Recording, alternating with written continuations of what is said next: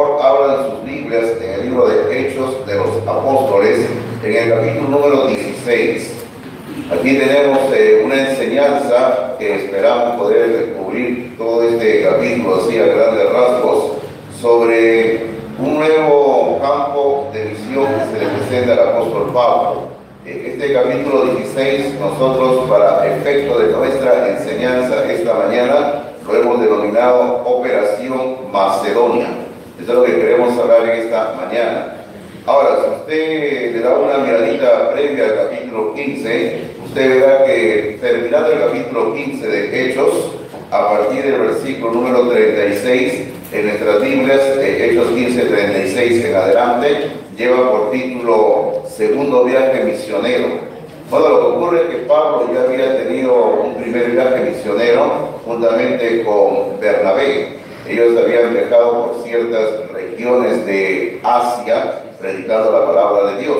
Ahora, después de cierto tiempo, más o menos un año, ellos ya no con Bernabé, sino ahora con otro colaborador llamado Silas, Pablo va a iniciar su segundo viaje misionero con el proyecto de ir a otras regiones, a otros lugares.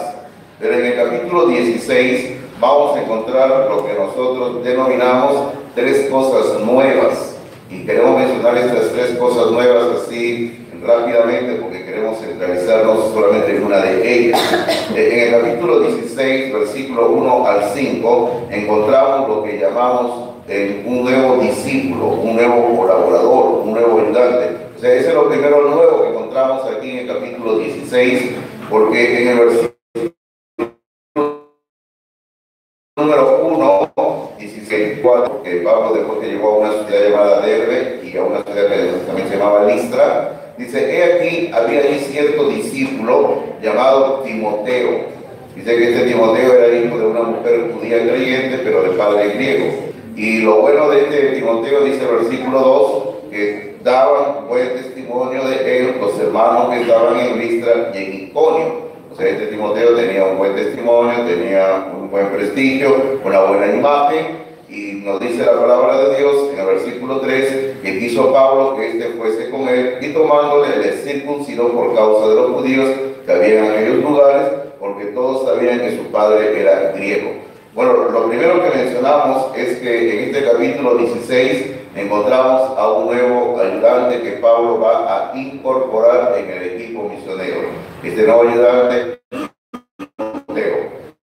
Timoteo, en su segundo viaje misionero, en el tercer viaje misionero, aún luego cuando Pablo está en una prisión, Timoteo está con él ayudándole, acompañándole en las buenas y en las malas, donde así se conocen a los verdaderos amigos, a las verdaderas amigas. Los amigos y las amigas están junto con uno en las buenas y en las malas, ¿verdad? No solamente cuando hay dinero, sino en todo momento están los buenos amigos. Incorpora a Timoteo a su equipo misionero, y este es lo primero que encontramos en este capítulo 16, que se añade a un nuevo colaborador al equipo de Pablo en las misiones. Lo segundo que encontramos en este capítulo 16, lo segundo que es nuevo, es una nueva dirección divina. Pablo va a recibir una nueva dirección divina. Y de esto sí queremos hablar un poquito porque acá hay algo mucho para aprender en nuestras vidas. En el capítulo 16, en el versículo número 6, se nos dice nosotros que atravesando Frigia y la provincia de Galacia, ellos siguen con su viaje misionero. Dice: les fue prohibido por el Espíritu Santo hablar la palabra la palabra en Asia. Ahora, ¿qué ocurre acá? Lo que aquí ocurre es lo siguiente, que Pablo tenía ya un proyecto misionero. Él sabía lo que iba a hacer, bueno, él se había trazado un lugar por donde iba a ir predicando la palabra de Dios. Y él, como menciona aquí en el capítulo 16, versículo 6, él llegó hasta cierto lugar llamado Frigia, a una Galacia, y comenzó a ir a predicar la palabra de Dios. Y como él tenía sus proyectos misioneros, él quería ir todavía hacia otro lugar llamado Asia, a una provincia llamada Asia, y en esa provincia llamada Asia, él quería seguir predicando la palabra de Dios, y él quería seguir haciendo la obra de Dios como él sentía que debía de hacerlo. Y él se estaba dirigiendo hacia una zona, era el norte de esa región. Pero la palabra de Dios nos dice acá, la palabra de Dios en este versículo 6, que les fue prohibido por el Espíritu Santo. Les fue prohibido por el Espíritu Santo. El Espíritu Santo no le permitió a Pablo predicar la palabra de Dios en esa zona. Pablo quería ir hacia el norte, pero el Espíritu Santo se lo prohibió. Entonces, luego en el versículo número 7 dice, y cuando llegaron a Misia, o sea, Pablo se dirige a otra zona, pero una vez más, por segunda vez dice, pero el Espíritu no se lo permitió. O sea, otra vez. O sea, Pablo ahora sencillamente, él estaba pensando, ¿no? Bueno, yo estoy parado acá, he intentado ir hacia el norte, el Espíritu Santo no lo permite, bueno, ahora me iré hacia el este.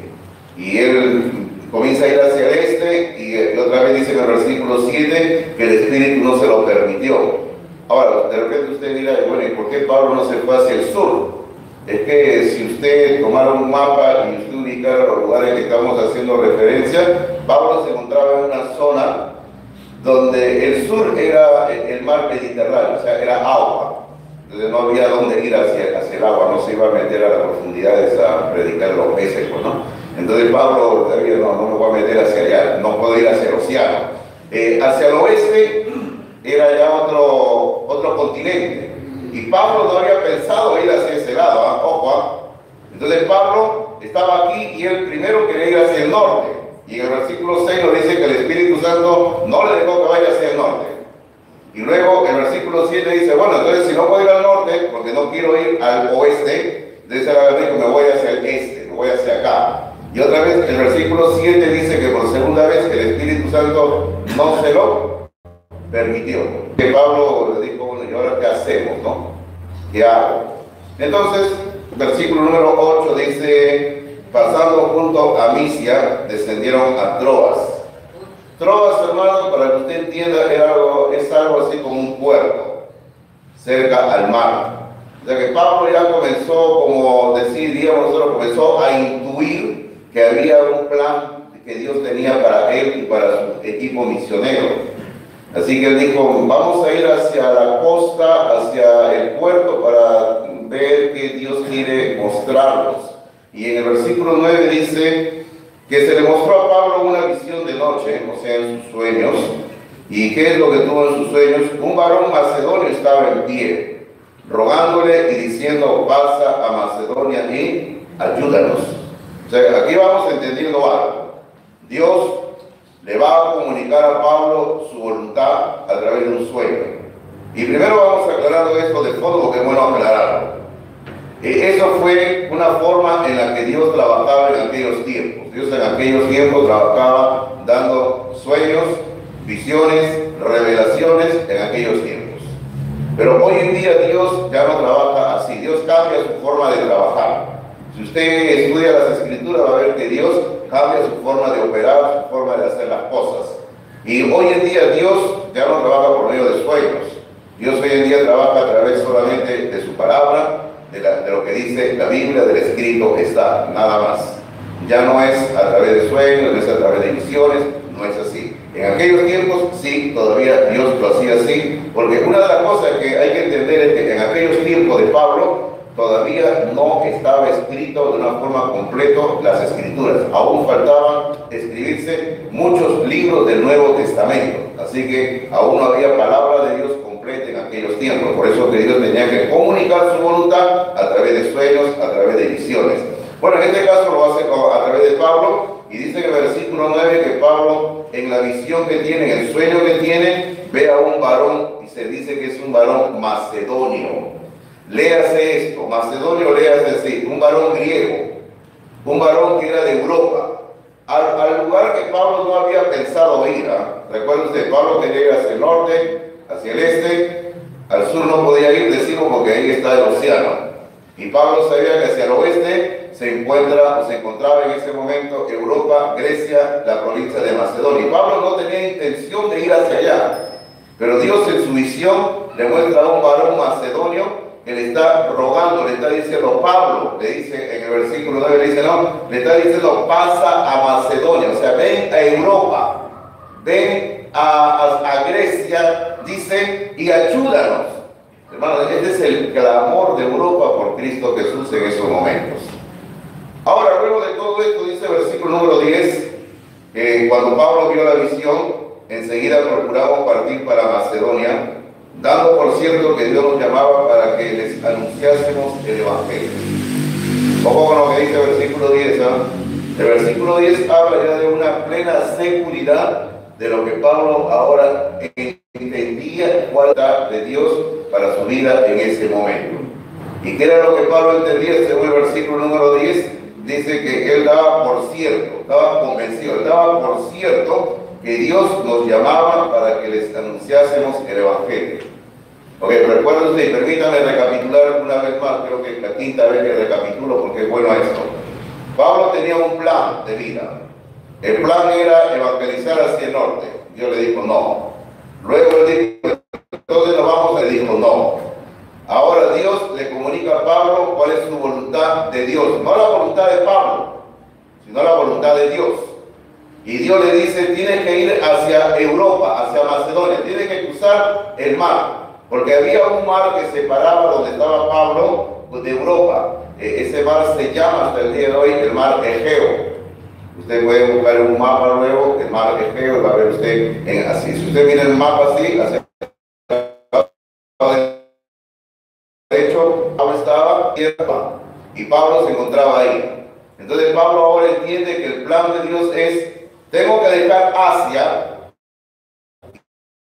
y me tengo que ir hacia Europa.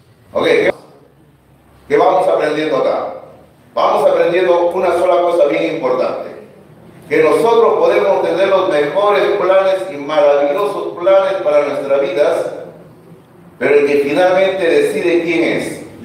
Dios, ¿verdad? Así es. Usted puede haber planificado su vida. Yo conozco a personas que han planificado su vida hasta el milímetro. Que ahora estoy estudiando esta profesión y cuando termine voy a hacer esto, voy a hacer lo otro, voy a vivir acá, me voy a casar con una chica con estas características o con un chico así, así, voy a viajar aquí, voy a viajar allá y planifican toda su vida, ¿verdad? Y bueno, y no es malo planificar, hay que planificar, hermanos, uno tiene que hacer planes, eso es cierto, ¿eh? Porque una persona, un cristiano responsable nunca debe vivir a la deriva, uno tiene que hacer planes. No siempre, escuche esto, no siempre nuestros mejores planes son los planes de Dios, entiéndalo eso usted. Ahora, hay un versículo que calza preciso en este asunto de lo que estamos viendo.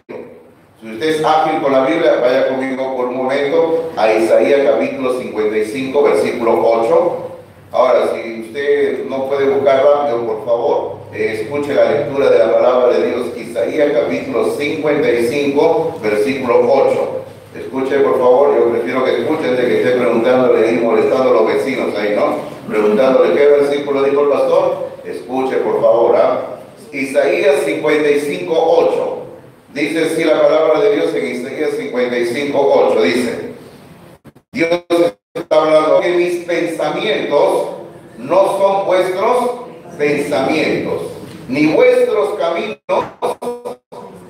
dijo Jehová. Mis pensamientos no son tus pensamientos, mis caminos no son tus caminos, así dice el Señor. O sea, ese justamente calza con lo que acabamos de mencionar aquí, lo que le sucedió a Pablo. Pablo tenía sus planes, sus pensamientos, pero no eran los pensamientos de Dios. Pablo tenía sus caminos ya trazados, pero no eran los caminos de Dios. Usted tiene que entender eso, en la vida ocurre eso. Muchas veces Dios nos cambia los planes. Muchas veces Dios nos cambia los proyectos, ¿verdad? De repente usted nunca pensó en proyectos, ¿verdad? De repente usted nunca pensó estudiar lo que está estudiando, pero Dios le cambió en el camino. Por ejemplo, acá tenemos algunos hermanos venezolanos, ¿verdad?, que nos están acompañando. Son bienvenidos. Nuestra iglesia le da la bienvenida, ¿verdad, hermanos? Que vengan. Acá los queremos. Yo sé que a veces hay algunos hermanos que no los quieren, ¿no? Pero acá los queremos. Somos cristianos, los queremos. Por si acaso, ¿ya? Aunque el pastor Hidalgo tenga esta cara, pero los quiere, por si acaso, ¿ya? Y yo le quiero decir a los hermanos venezolanos, ustedes nunca pensaron de venir al Perú, ¿sí o no? Nunca. Pero llegaron acá y están acá. Ahora, claro, no digo que le agradezcan a Maduro, pues no. Pero Dios tiene su forma de hacer las cosas, ¿verdad? Y por algo, ¿sí o no? Por algo será. Será para que aprendan algo del pastor Hidalgo, será, ¿verdad? Pero son bienvenidos a nuestra iglesia. Dios tiene sus maravillosos planes, ¿verdad? Y los planes de Dios son perfectos. Y así como Dios hace nuestra vida, Dios cambia las cosas. Ahora, sigamos en Hechos capítulo 16, rápidamente, porque el tiempo corre muy rápidamente. Y en Hechos capítulo 16, entonces, acabamos de mencionar rápidamente, lo primero, algo nuevo es que Pablo tiene un nuevo ayudante, Timoteo. Ahora, lo segundo nuevo es que ahora hay un nuevo campo de misión, Europa. Dios le dice sencillamente a Pablo, deja Asia y vete a Europa. Dios le cambia todos los planes a Pablo. Y ahora, lo tercero que encontramos nosotros, ahora en el capítulo 16, a partir del versículo número 11, es ese nuevo campo de misión, que es Europa. Es ese nuevo campo de misión, donde hay nueva gente, que se va a encontrar Pablo. Y aquí, queridos hermanos, Pablo, bueno, no se menciona exactamente aquí, pero en el versículo 11 dice, zarpando pues de Troas, vinimos con rumbo directo a Samotracia y el día siguiente a Neápolis. Bueno, pues no, como digo, acá hay un nombre raro para nosotros que ni conocemos ni nunca hemos visto esas ciudades, solamente en el mapa, pero lo que hace Pablo es que él se va al puerto y del puerto toma el primer barco que encuentra, cruza el mar Egeo y entra a Europa. Eso es lo que ocurre aquí con Pablo. Y el versículo 12 nos dice que él llega a una ciudad, dice, y de ahí a Filipos. Llega a esta ciudad llamada Filipos, que años después él va a escribirle la famosa carta a los Filipenses. Dice que es la primera ciudad de la provincia de Macedonia y una colonia, y estuvimos en aquella ciudad algunos días. Ahora, es interesante, Es interesante que el Espíritu Santo, que es el autor de las Escrituras, se tomó el tiempo de decirnos que aquí en el versículo 12, que esta ciudad de Filipos era la primera ciudad, dice, es la primera ciudad de la provincia de Macedonia. O sea, es decir, la ciudad más importante, la ciudad más grande, la ciudad con más comercio, la ciudad con más dinero, la ciudad más importante. Pero no solamente el Espíritu Santo nos informa que es la ciudad más importante, sino nos dice que también Macedonia era una colonia. Así que era una colonia. ¿Qué quiere decir una colonia? Hermano, en aquellos tiempos los romanos, porque Filipo estaba dentro del Imperio Romano, cuando los soldados habían servido a Roma en sus ejércitos en diversas batallas, y ya los soldados tenían que jubilarse, porque hasta cierta edad ellos podían estar ahí en la milicia, entonces lo destacaban a lugares para que vivan. El emperador les daba territorios, les daba casa, les daba dinero, pero le decía, ok, miren, ustedes les doy todo esto, pero tienen que irse a tal lugar. Lo mandaba lejos. Creo que lo mandaba lejos porque quería deshacerse de los soldados, porque siempre los soldados andaban pensando en guerras y querían dar golpe de estado. Entonces lo mandaban lejos. Y lo mandaban a un lugar lejos a los militares. Eso quiere decir que Filipos, y esto es bien importante para lo que vamos a ver ahora, Filipos era una ciudad donde mayormente los habitantes habían sido o eran militares. Eso es bien importante para lo que vamos a ver. Y cuando Pablo llega a esta ciudad que era mayormente habitantes eran militares, se va a encontrar con tres personas que están mencionadas aquí en este capítulo 16, tres personas que tenían su propia cosmovisión, su propia cultura, sus propias experiencias y sus propias necesidades particulares. Y es interesante, va a encontrar a una mujer llamada Lidia, va a encontrar a una muchacha que era poseída por un espíritu, un demonio, y luego se va a encontrar un hombre, un carcelero. El carcelero, por lo que se lee, era un militar, era o había sido un militar. Pero cada uno de ellos tenía una necesidad particular, igual que todos nosotros aquí en esta mañana. Estamos aquí sentados, estamos aquí escuchando el mensaje, pero cada uno de nosotros tiene una necesidad particular de las Escrituras, una necesidad espiritual. Ahora, ¿qué sucedía con Lidia? Pablo llega y dice el versículo número 13, que dice: un día de reposo salimos fuera de la puerta, o sea, fuera de la ciudad, junto al río, donde solía hacerse la oración, y sentándonos, dice, hablamos a las mujeres que se habían reunido. Hablamos, dice. Por si acaso este hablamos no quiere decir que se pusieron a conversar. La mejor traducción de esta palabra, hablamos, hubiera sido predicamos. O sea, Pablo se puso a predicarle la palabra de Dios a las mujeres que estaban ahí reunidas. Las mujeres se reunían junto al río, dicen, para hacer la oración, y no solamente la oración, sino también para lavar la ropa y hacer otras cositas más. Y estaban ahí estas mujeres, y varios a estas mujeres.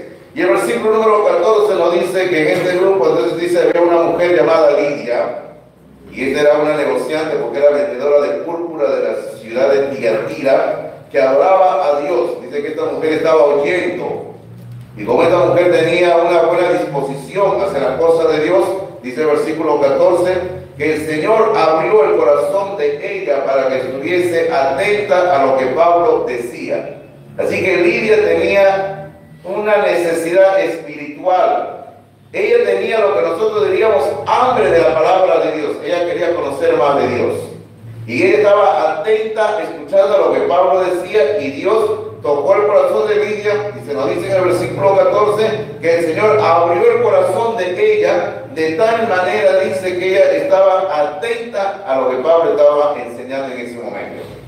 Y el versículo número 15 se salta a la decisión, pero ella se entiende que tomó una decisión de salvación. Y el versículo 15 dice, y cuando fue bautizada, esa Lidia era tremenda, ¿no? Creyó, y en el momento dijo, yo me bautizo. Era una mujer de carácter, hermano. ¿Y sabe por qué lo voy a decir de carácter? Porque si usted sigue viendo va a entender por qué le digo que era una mujer de carácter, ¿no? Dice el versículo número 15, dice, y cuando fue bautizada, y su familia, ahí está, el carácter de Lidia. Lidia tenía un carácter que ella seguramente le habría dicho a la familia, miren, yo he creído en Jesucristo, y ustedes también tienen que creer en Jesucristo. Y toda la familia creyó en Jesucristo. Y no solamente eso, sino que el carácter de esta mujer se ve en que le rogó a Pablo y a su gente, que le decía, ¿sabéis, juzgado que yo sea fiel al Señor? Entrad en mi casa y posad, y nos obligó a quedarnos, nos obligó a quedarnos. Ahí está el carácter de esta mujer. Esta mujer tenía un carácter que decía, Pablo y ustedes quédense conmigo en mi casa. Ustedes tienen que estar en mi casa ahora. Y esta mujer tenía un buen deseo por la cosa de Dios. Y el buen carácter de esta mujer Lidia se ve de que más adelante en esta historia, en el versículo número 40, cuando Pablo ya está terminando la historia, dice, cayendo de nuevo en casa de Lidia, y habiendo visto a los hermanos, los consolaron y se fueron. ¿Qué ocurrió en la casa de Lidia? La casa de Lidia, por decirlo así, se estaba convirtiendo, o ya se había convertido en esos días, en un lugar de reuniones.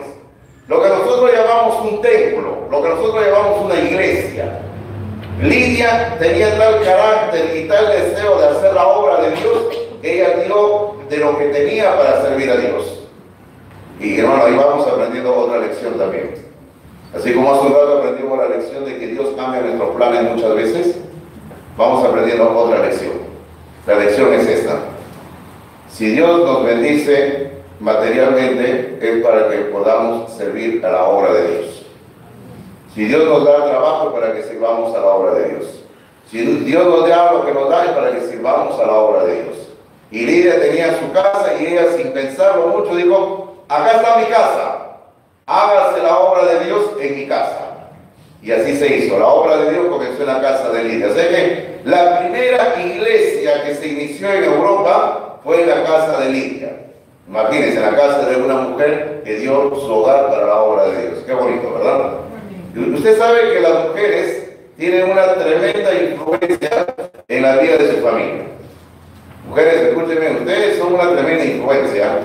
Ustedes pueden ser una influencia negativa o una influencia positiva.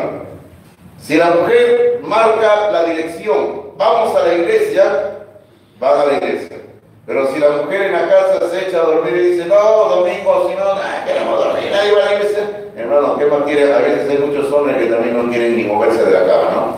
Los hijos por consiguiente se echan a dormir también. Mamá no se levanta, todos nos echamos a dormir acá.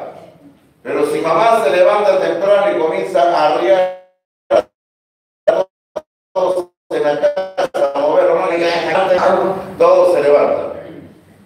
Hermanos, ustedes son una tremenda influencia en la vida de la familia, entiéndalo bien, ¿no? Ustedes son las que marcan la dirección espiritual en su hogar, mujeres, entiéndalo. Yo siempre le digo eso a las novias antes de que se casen. Tú vas a ser una influencia en tu esposo, positiva o negativa, le digo. De ti va a depender mucho tu hogar. Porque la mujer, hermanos, es el centro del hogar, entiéndalo bien eso. Mujeres, ustedes son importantes, muy importantes. Entonces Lidia era así, entonces Lidia se convierte en Cristo. Esta es la primera experiencia que tiene Pablo en Europa con una mujer llamada Lidia. Segunda experiencia, otra mujer, pero esta es una mujer totalmente distinta a Lidia. Una mujer poseída por un demonio. Dice en el capítulo 16, el versículo número 16 también. Y aconteció, dice Pablo, que mientras íbamos a la oración, o sea, Pablo recuerda que se iba a la oración fuera de la ciudad, se iba a orar al río, y mientras él estaba yendo a orar al río, dice, nos salió al encuentro una muchacha, una joven. Entiéndase por el contexto que esta muchacha, esta joven, era una esclava, una mujer que estaba al servicio de otros hombres. Dice, una muchacha que tenía espíritu de adivinación, la cual daba gran ganancia a sus amos adivinando, a sus amos porque era una esclava. Pero aquí el versículo 16 nos informa que esta muchacha tenía un espíritu de adivinación. Ahora es interesante, ¿no? El espíritu de adivinación, hermanos, es un espíritu de demonio, es un demonio. Por si acaso, no hay que tomarlo a la ligera. La palabra de Dios dice en el texto griego, ahí espíritu de adivinación, dice que era un espíritu pitónico, un espíritu pitonizo, dice. Y usted relaciona automáticamente la palabra pitónico, pitonizo, lo relaciona con esa serpiente llamada pitón, ¿verdad? Porque la Biblia informa en otra parte que los demonios susurran. Así dice, los demonios susurran, o sea, le hablan al oído a aquellas personas que están a su servicio. O sea, cuando un hombre o una mujer se pone al servicio del reino de las tinieblas y quiere servir al reino de las tinieblas como adivino o persona, y los demonios le susurran, le hablan al oído, por decirlo así, a esa persona. Y esa persona comienza a hablar y comienza a decir que adivina esto, que adivina lo otro, ¿no? Pero todo lo que dice esta persona, queridos hermanos, es producto de la posesión demoníaca que tiene. ¿Entiendan? Hermanos, no hay que tomar a la ligera como si fuera algo pequeño o algo de gracia cuando alguien comienza a practicar la adivinación, la hechicería. Hay que tener mucho cuidado, porque todo eso pertenece al reino de las tinieblas. Por ejemplo, podríamos mencionar así rápidamente, miren ustedes, primero, Dios condena todo lo que tiene que ver con hechicería. Hermanos, que el infierno está reservado para la gente que practica la hechicería. Luego, aún Dios en la Biblia condena, hermano, algo tan inofensivo que muchos lo ven, el zodiaco. Muchos de ustedes de repente andan todavía, no sé, quizás algunos de ustedes andan con el zodiaco, ¿no? Ay, que voy a ver qué cosa me dice hoy mi zodiaco, ¿no? ¿Qué me dice mi horóscopo? Porque yo pertenezco al signo de tal.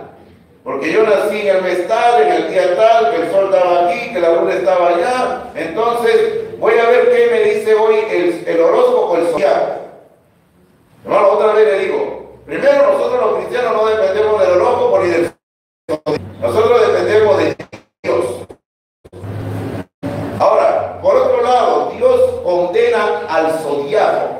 Si usted busca en la Biblia va a encontrar un caso donde Dios mandó a destruir todas las señales del zodiaco. Así, la palabra zodiaco sí aparece en la Biblia. Si usted quiere le doy la cita para que usted lo busque y usted vea todo el pasaje para que entienda la historia. Me estoy refiriendo a segunda donde Dios, y como digo, hay que leer todo el pasaje, toda la historia ahí para entender a qué se refiere. O sea, no solo se centra en ese versículo. En ese versículo que le estoy dando, en Segunda de Reyes 23:5, Dios menciona textualmente la destrucción del zodiaco. Pero tiene que leer toda la historia que aparece ahí para que entienda lo que Dios está tratando de comunicarnos. Hermanos, Dios no está de acuerdo con esto. Y aún más, lo otro que le quería mencionar, nosotros los cristianos hemos salido del reino de las tinieblas y ahora nos encontramos en el reino de la luz. Nos hemos pasado de tinieblas a luz. Y la Biblia dice, y aquí se le doy la cita también, la Biblia dice en Efesios capítulo 5, versículo 11, en Efesios capítulo 5, versículo 11, la Biblia dice, en Efesios 5, 11 dice, no participéis en las obras infructuosas de las tinieblas. No participéis en las obras infructuosas de las tinieblas, sino más bien que hay que hacer con las obras de las tinieblas. Hay que reprenderlas. Usted y yo como cristianos no podemos andar practicando estas cosas que son parte de las tinieblas. El cristiano jamás tiene que echarle, digamos, mano o meterse a esas prácticas que tienen que ver con lo oculto. Hace un tiempo atrás yo escuchaba el testimonio de una supuesta cristiana que decía que ella en su matrimonio, mire, cristiana, que asistía a cierta iglesia, que en su matrimonio había tenido problemas. Y como el hombre se le iba con otra mujer, y ella lo amaba tanto al hombre, ella se fue a esos chamanes que hacen amarres. ¿Ya? Y ella le comenzó a pedir al chamán, no sé si los hermanos extranjeros tienen lo que es un espíritu, para que decir, que agarra al hombre, a la mujer y lo amarra contigo, ahí lo amarra, ¿no? Un amarre, para que no se te vaya. Y la mujer se fue a un espiritista y se fue al otro y se fue aquí y se fue allá, porque ella quería que justamente el hombre no se le vaya. Pero mire usted hasta dónde llegan muchas veces las personas supuestamente cristianos o cristianas. Bueno, usted tiene que entender, nosotros los hijos de Dios no tenemos nada que ver ya con las tinieblas. Absolutamente no tenemos que ver para nada con las tinieblas. En una ocasión a mí me dijeron, Pastor Hidalgo, era un asunto, ¿no? Me dijeron, tal persona le han echado a usted una maldición, me dice. Así le digo, a ver, cuéntame. Sí, que mire, que han ido a no sé qué bruja y le han echado a usted una maldición. Pastor, tenga cuidado. No me preocupa, le digo, protegido con la sangre de Cristo.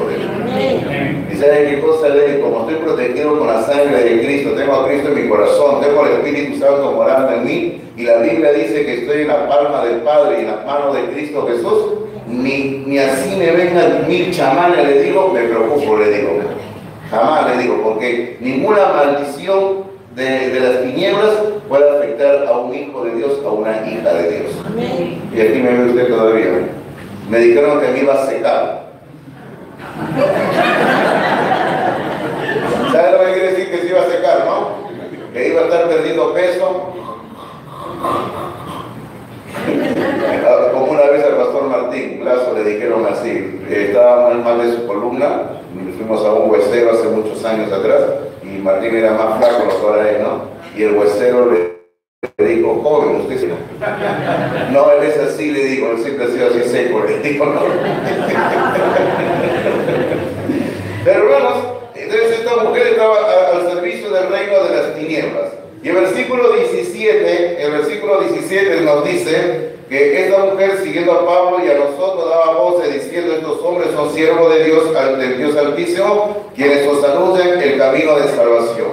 Y dice el versículo 18 que esto por muchos días, agradando a Pablo, y dijo al Espíritu, fíjense, le dijo al demonio, Pablo le dijo al demonio, te mando en el nombre de Jesucristo que salgas de ella. Y salió en aquella misma hora. O sea, la mujer quedó libre, quedó sin el demonio, fue exorcizada, quedó liberada por el poder de Dios. Y gracias a Dios por eso. Y celebramos eso, con el poder de Dios. Pero aquí es donde Pablo se mete en problemas. Y hermano, y aquí es donde uno puede decir, estamos en Cristo, donde Pablo está sirviendo a Dios, donde Pablo está haciendo la obra de Dios, donde Pablo hacía un poco de predicar la palabra de Dios a una mujer Lidia, y esa mujer con su familia se habían convertido, se habían bautizado. ¡Qué bonito! Luego Pablo se encuentra con esta muchacha endemoniada, y Pablo, con el poder del Espíritu de Dios, quita el demonio que había en esa muchacha queda liberada del demonio. Y uno podría decir que bueno, Pablo está haciendo la obra de Dios y Dios lo está usando a Pablo, y ciertamente sí. Pero aquí Pablo se mete en problemas con la gente. Porque si leemos rápidamente el versículo 19 en adelante, dice: pero viendo sus amos que había salido la esperanza de sus ganancias, prendieron a Pablo y a Silas y los trajeron al foro ante las autoridades.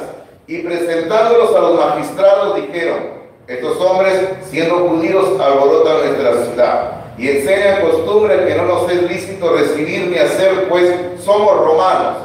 Y se agolpó el pueblo contra ellos, y los magistrados, rasgándole las ropas, ordenaron azotarles con varas. O sea, mire todo lo que le sucede a Pablo por hacer la obra de Dios, ¿sabes? Lo llevan a juicio, y luego de llevarlo a juicio, ¿qué cosa le hace? Dice: los azotan con varas. O sea, le golpean, le flagelan literalmente el cuerpo con varas. No con látigos, sino con, vamos a decir así, los huesos. Le dan por todos lados con varas. Y luego, a partir del versículo 23, entra en escena la tercera persona con la que Pablo va a tener contacto en esta ciudad de Filipos. Versículo 23 dice: después de haberles azotado mucho, fíjense, de haberles azotado mucho, dice en el versículo 23, los echaron en la cárcel, dice, mandando al carcelero que los guardase con seguridad, el cual, recibido este mandato, los metió en el calabozo de más adentro y les aseguró los pies en el cepo. O sea, este carcelero, que por lo que se entiende y lo que vamos a ver más adelante, era un militar. Y este hombre, por ser militar, ¿y qué le habrá ocurrido en la vida? Pues quién sabe, ¿no? Tenía un corazón duro, era una persona dura. Además, dicho sea de paso, una persona que trabaja custodiando a gente en las cárceles no puede ser una persona, tiene que ser una persona dura, porque ella está curtida por la experiencia de andar cuidando tantas personas en la cárcel. Entonces, este carcelero recibe en el versículo 23 la orden de que los guarde con seguridad. Y como era bien obediente, porque era un militar, dice el versículo 24, que él los puso en el calabozo de más adentro. Eso quiere decir de que lo metió a la celda más segura, la celda más profunda. Así que él agarró y los metió más al fondo posible, el lugar más seguro, como quien dice, para que no se puedan escapar, donde, por decirlo así, no llegaba ni el sol ni el aire. Estaban recontra seguros estos hombres. Y para más seguridad que hizo, se nos informa en el versículo 24 que les aseguró los pies en el cepo. Les aseguró los pies en el cepo. ¿Qué quiere decir eso? El cepo, si usted ha visitado alguna vez el Museo de la Inquisición, ¿ha visitado el Museo de la Inquisición? Amén. Sí, lo han visitado, porque sí, algunos lo han visitado. Y, hermano, muchos de ustedes que viven en Lima nunca han ido al Museo de la Inquisición. No han ido. Pero hermanos, es un museo único, por si acaso, aquí en América Latina. Si no me equivoco, en América Latina es el único. Y si usted quiere visitar otro, tiene que irse a España para visitar otro. Y aquí muchos limeños que estamos acá ni lo visitamos. Y usted sabía que muchos extranjeros, por eso camineros son los venezolanos, ¿no?, vienen a visitar el Museo de la Inquisición. Hermanos, muchos vienen de otros países a visitar el Museo de la Inquisición. Y yo digo, tantos peruanos ni han ido a visitar el Museo de la Inquisición. A mí ni me pregunte, pastor, ¿cuántas veces ha ido usted? Uy, ya perdí la cuenta. Yo no soy de mis estudiantes del curso de Historia de la Iglesia, de tiempo en tiempo tengo que visitar el Museo de la Inquisición. Ahora, si usted va al Museo de la Inquisición, o si usted busca información en la famosa carretera virtual, el internet, usted pone ahí cepo. Un tronco grande, muy grande, que tiene orificios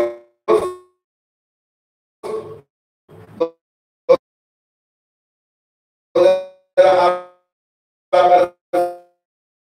persona se sienta, cuando el suelo la persona, ahí se queda durante días semanas o todo el tiempo que sus carceleros quieran tenerlo así.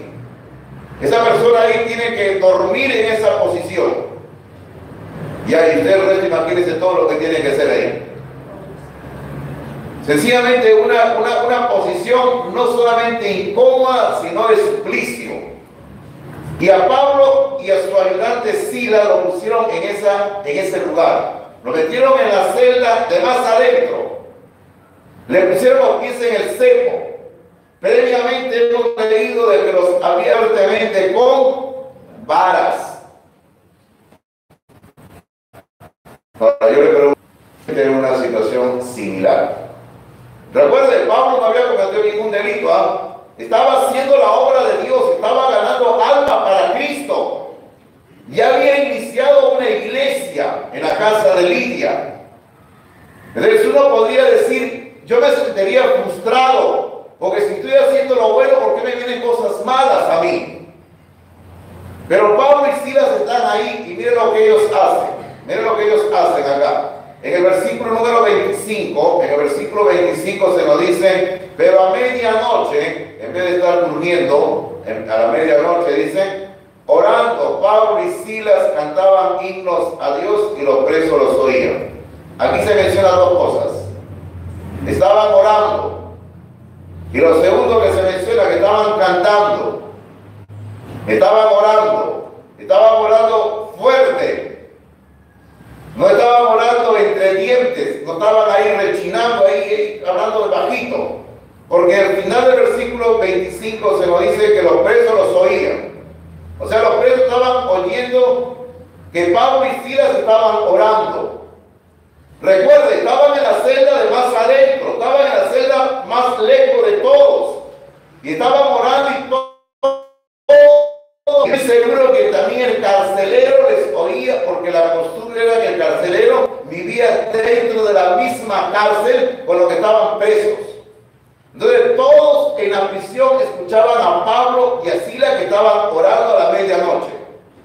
Pero no solamente oraban, sino se nos dice en el versículo 25 que estaban cantando, y no cantaban cualquier cosa, sino ¿qué cosa cantaban, hermanos?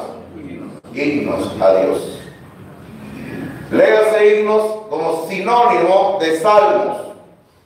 Léase himnos como sinónimo de que estaban cantando alabanza, que tenían un profundo y verdadero mensaje de la palabra de Dios. No estaban cantando cualquier cosita. No estaban cantando por ahí una cancioncita que había salido que era bien alegre, ¿verdad? Sino que estaban cantando alabanzas, cánticos que tenían un buen mensaje de la palabra de Dios. Porque la Biblia dice que cantaré con mi espíritu, pero también cantaré con entendimiento. Hay varios lugares donde aparecen secciones que los expertos dicen esos eran himnos que se cantaban en la iglesia del primer siglo. O sea, himnos que se cantaban en la iglesia del primer siglo han sido incorporados en el Nuevo Testamento y nosotros lo leemos hoy en día como si fuera, digamos, no nos damos ni cuenta, no damos que sean himnos. Lo leemos como parte de la palabra de Dios. Hermanos, tenían un buen mensaje de la palabra de Dios.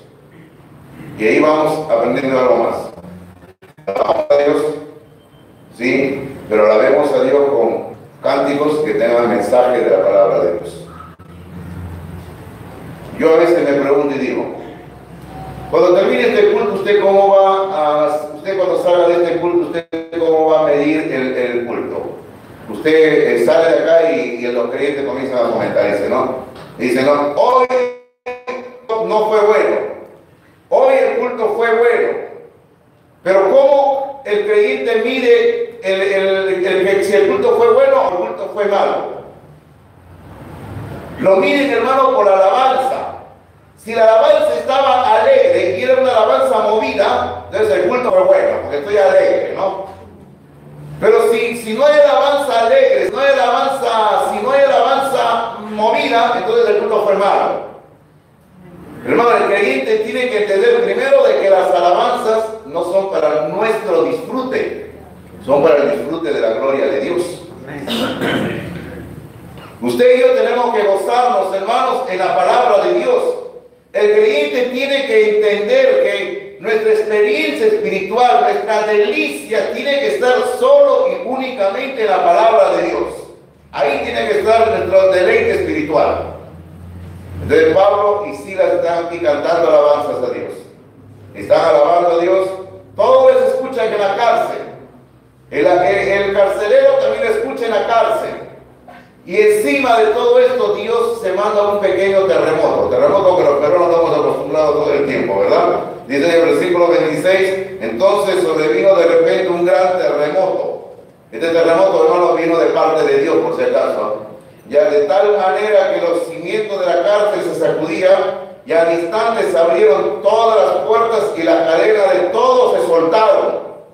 O sea, el terremoto movió toda la prisión. Te repito otra vez, nosotros los peruanos estamos acostumbrados a los terremotos, a los temblores, ¿no? Ya sabemos, nosotros ya ni nos movemos de la casa, ¿no? Viene un temblorcito, ya ni corremos, ya va a pasar, ya va a pasar, ya va a pasar.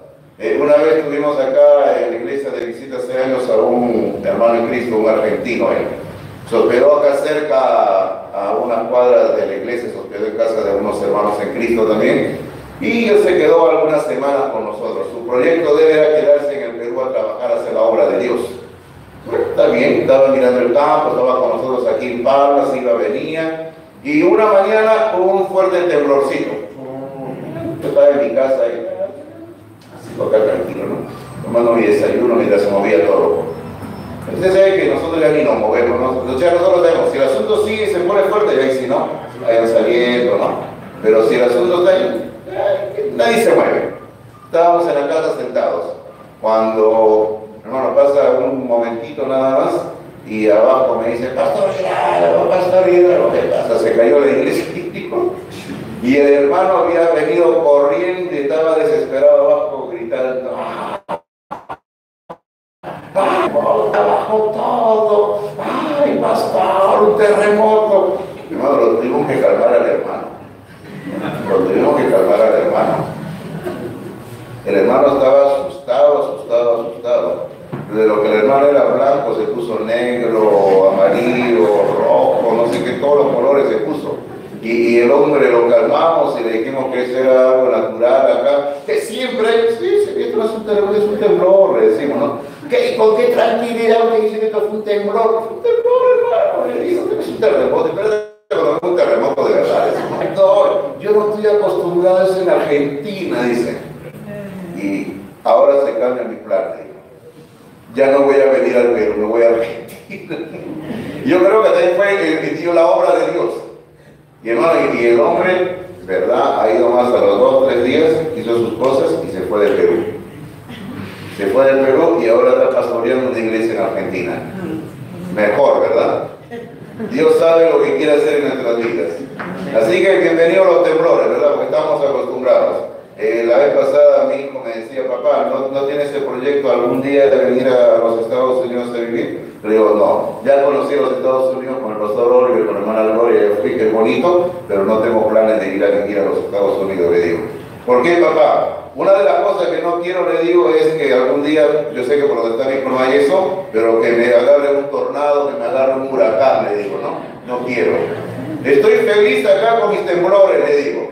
Porque mis temblores acaso de vez en cuando, ¿no? Pero allá todo el tiempo escuchamos la noticia en Estados Unidos, ciertas regiones, ¿no? Que hay unos huracanes que se llevan todo. Y digo, no, acá estoy tranquilo con mis temblores. Prefiero mis temblores, le digo, hijo, déjame tranquilo acá, ¿no? Pero entonces aquí viene un terremoto, hermano, y este hombre está, el carcelero sale asustado. Vamos rápido que el tiempo se nos pasa, antes que el pastor Martín me comience a cobrar el billete del púlpito. Dice el versículo 27, despertando el carcelero y la cárcel iba a matar, pensando que los presos habían huido. Esto prueba que esto no era un militar, que agarró la espada y se iba a matar. Versículo 28, mas Pablo clamó a gran voz diciendo, no te hagas ningún mal, pues todos estamos aquí. Él, el carcelero, entonces pidiendo luz, se precipitó adentro y temblando se postró a los pies de Silas. Ya no es el mismo que unas horas antes lo había colocado Pablo en la celda más adentro, que le había amarrado sus pies en el cepo. Ya no, ya. Ahora mire, este hombre está cambiado. Dice el versículo 29 que este hombre estaba temblando y que sí temblando, se arrodilló a los pies de Pablo y de Silas. Este hombre era otro este hombre, como el argentino que le estoy contando, ¿no? Al causa del temblor, ¿no? Era otro. ¿Y qué cosa dice en el versículo 30? Dice, y sacándolos, el carcelero, ¿qué cosa les dijo? Señores, ¿qué debo hacer para ser salvo? Señores, ¿qué debo hacer para ser salvo? Hermanos míos, hermanas mías, una buena e importante pregunta. Pero al mismo tiempo yo me pregunto a mí mismo y digo, ¿de dónde sabía y cómo sabía este carcelero que tenía que ser salvo? Porque en ninguna parte se ve que Pablo le haya hablado de Cristo a este hombre. En ninguna parte se ve que Pablo le haya predicado a este hombre. Por eso pregunto, ¿cómo sabía este hombre que tenía que ser salvo? A ver, piense usted, lo hemos mencionado. Me hacen señas. Porque Pablo y Silas, y vaya aprendiendo lo importante, primero habían estado orando que todos los oían en la cárcel. Entonces Pablo y Silas tenían una vocecita como la del pastor Hidalgo, ¿no?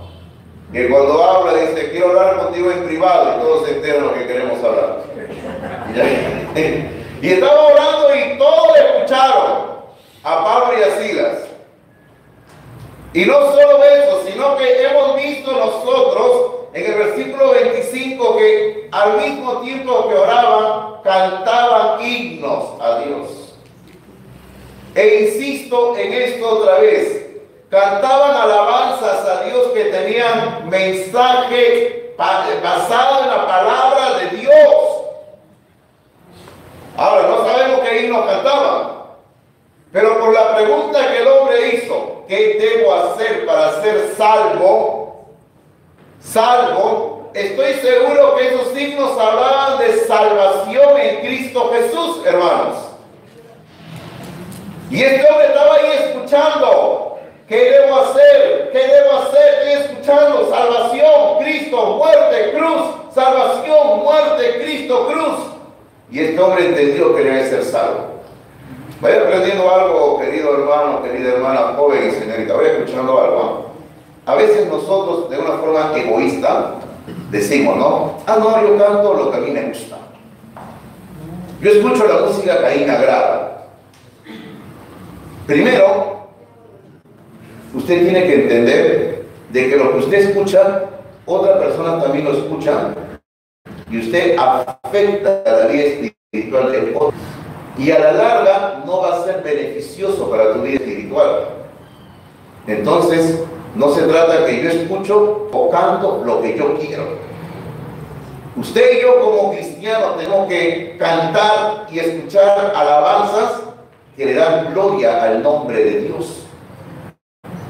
Eso, hermano, tenemos que cantar alabanzas que están basadas en la palabra de Dios. Y alabanzas que presentan a Jesucristo como nuestro Salvador. A Jesucristo, quien ha derramado su sangre por nosotros. Mire usted cómo este carcelero escuchó alabanzas. Y este carcelero llegó a la salvación en Cristo Jesús. Oh, qué muchas alabanzas tenemos nosotros en los signos, ¿verdad? Por ejemplo, un himno que se me viene a la memoria que habla sobre salvación es, ese que es una pregunta, dice, ¿qué me puede dar perdón? Así comienza, ¿qué me puede dar perdón? ¿Y qué dice el himno? Solo de Jesús la sangre, ¿verdad? Y sigue, qué hermoso himno, ¿eh? Qué hermoso himno, ¿qué me puede dar perdón? ¿Te recuerdas, Pastor Martín, ese himno? ¿Qué me puede dar perdón? Solo de Jesús la sangre. Una persona de toda la noche como este carcelero, te aseguro que después de tanto escuchar, diría al final, ¿no? ¿Y cómo obtengo perdón? Entonces, vamos terminando de la pregunta que le hace el carcelero al unísono, como si fuera un coro. versículo 31, ¿qué dijeron Pablo y Silas? Dice, ellos dijeron, porque al unísono, Pablo y Silas al unísono dijeron, cree en el Señor Jesucristo y serás salvo tú y tu casa. Primero, permítame decir esto. ¿Qué hubiera dicho un sacerdote católico si hubieran hecho esa pregunta? ¿Qué debo hacer para ser salvo? Un sacerdote católico hubiera dicho, tienes que practicar los sacramentos. Tienes que guardar los sacramentos para ser salvo. ¿Qué hubiera dicho un budista? Tienes que guardar las enseñanzas de Buda. ¿Qué hubiera dicho alguien que practica el hinduismo? Tienes que seguir las enseñanzas del Ramayana y tienes que practicar el Hare Krishna. Y tienes que cantar todo el tiempo Hare Krishna, Krishna Hare, Hare Krishna, Krishna Hare. Y qué bien que me lo sé, ¿no?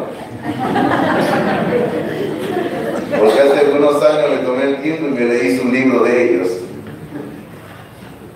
Y podríamos seguir enumerando todas las religiones que hay en este mundo, porque todas las religiones tienen diferente respuesta a la pregunta, ¿qué debo hacer para ser salvo?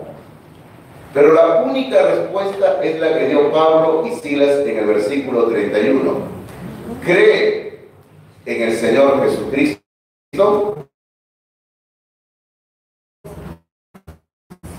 y comienzas a ser salvo.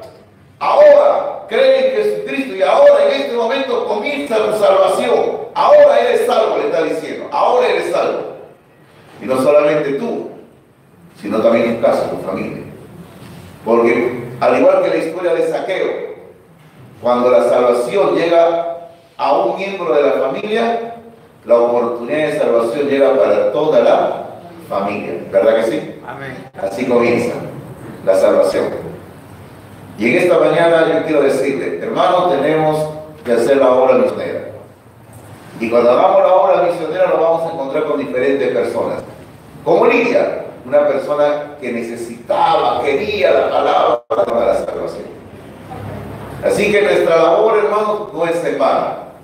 Y termino con este versículo que también está en Isaías capítulo 55, versículo que dice, el Señor dice, así será mi palabra que sale de mi boca, no volverá vacía, sino que hará lo que yo quiero y será prosperada en aquello para que la envié. El Señor promete prosperar su palabra en Isaías 55, 11. La palabra de Dios jamás vuelve vacía. Hermanos, yo les animo, sigamos haciendo la obra de Dios donde estemos.